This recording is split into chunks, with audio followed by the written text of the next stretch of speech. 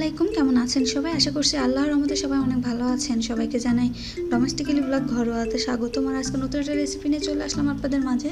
আর আজকে আমি পাঙ্গাস মাছ ভুনা করে দেখাবো। অনেকের অভিযোগ থাকে যে পাঙ্গাস মাছের নিজস্ব একটা ফ্লেভার থাকে, ওই গন্ধের জন্য খেতে পারে না। আর আমি আজকে যেভাবে রান্না করবো এইভাবে রান্না করলে এই অভিযোগটা থাকবে না। আমার রেসিপিটা যদি ভালোভাবে ফলো করেন তাহলে আজ থেকে পাঙ্গাস মাছ যারা পছন্দ করে না তারাও খাবে। আর এই তো আমি চুলাতে একটা ফ্রাই প্যান বসিয়ে দিয়েছি, আর এর মধ্যে আমি এখন দিয়ে দিব পরিমাণ মতন তেল। আর তেলটা গরম হয়ে গেছে, আর এখন আমি দিয়ে দিব আগে থেকে লবণ হলুদ মরিচ দিয়ে আর কি মেখে রাখা বেগুন। আর এটা একটা মিডিয়াম সাইজের যে চিকন লম্বা বেগুনগুলো আছে ওই বেগুন আমি ভেজে নিব। আর আমি যেভাবে রান্না করব আজকে, আশা করি এভাবে রান্না করলে যে কেউ আর কি পাঙ্গাস মাছটা খাবে, যারা পছন্দ করে না তারাও খাবে। আর এখন আমি বেগুনটা একটু ভেজে নিব।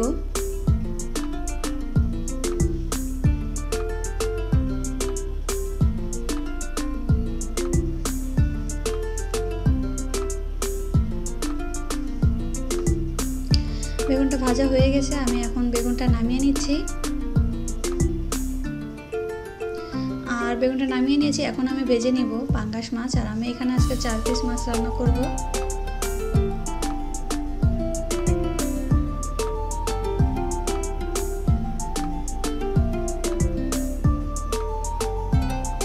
এই তো মাছটা ভাজা শেষ, আর আমি এখন মাছটা নামিয়ে নিব।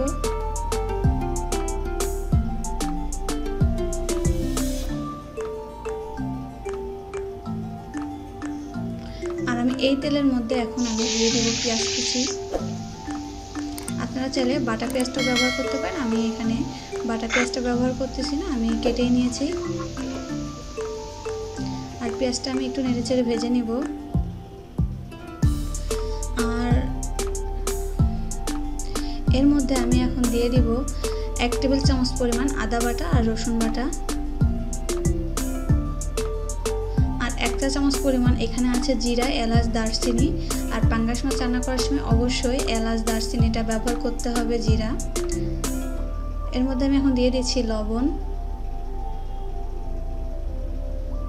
দিয়ে মশলাটা একটু ভালোভাবে ভেজে নিব যেন মশলার কাঁচা গন্ধটা না থাকে।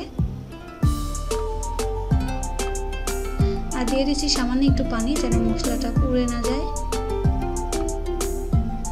আমি আবার নেড়েচেড়ে মশলাটা একটু ভালোভাবে ভেজে নিব। আর দিয়ে দিচ্ছি মরিচের গুঁড়া, এখানে আমি 2 চা চামচ পরিমাণ মরিচের গুঁড়া দিব।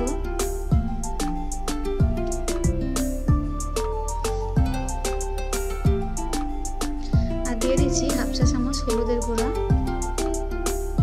এখন আমি আবার মশলাটা একটু ভালোভাবে নেড়েচেড়ে কষিয়ে নিব। আর দিয়ে দিচ্ছি সামান্য পরিমাণ পানি মশলাটা কষানোর জন্য।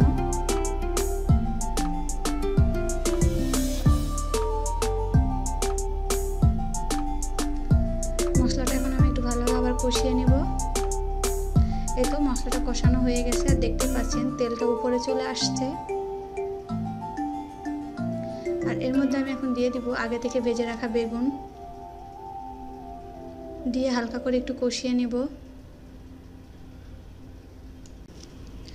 বেগুনটা দিয়ে আমি হালকাভাবে একটু কষিয়ে নিচ্ছি যেন বেগুনটা আর কি ভেঙে না যায়, যেহেতু অনেক নরম। আর আমি ভেজে নিয়েছি।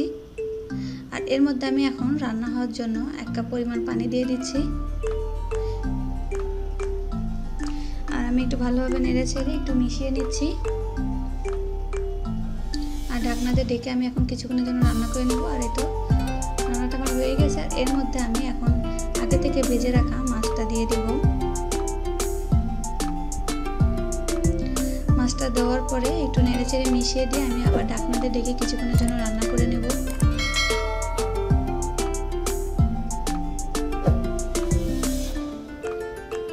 এই তো রান্নাটা হয়ে গেছে।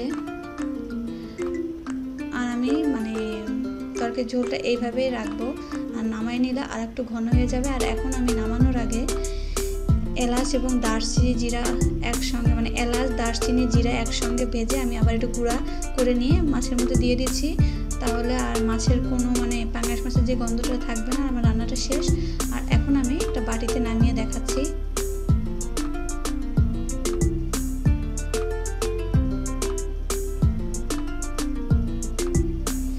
এইভাবে রান্না করলে যারা পাঙ্গাস মাছটা পছন্দ করে না, একদিন তারা একটু ট্রাই করে দেখতে পারেন। সেদিন থেকে মানে এভাবে রান্না করলে তারা কখনো বলবে না যে পাঙ্গাস মাছটা খাবো না।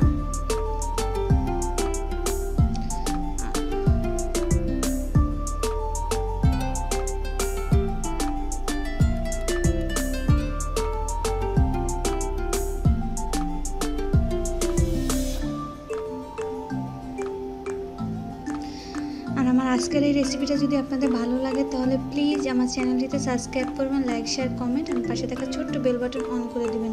তাহলে আমি ভিডিও ছাড়ার সঙ্গে সঙ্গে আপনাদের মোবাইলে নোটিফিকেশন চলে যাবে। আর আজকের মতন আমি এখানেই বিদায় নিচ্ছি। আল্লাহ হাফেজ, আসসালামু আলাইকুম।